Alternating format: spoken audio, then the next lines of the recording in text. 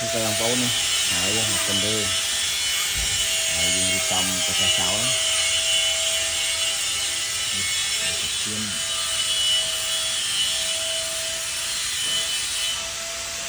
mày đai mày mấy không liền cho vậy này chứ không xem á rút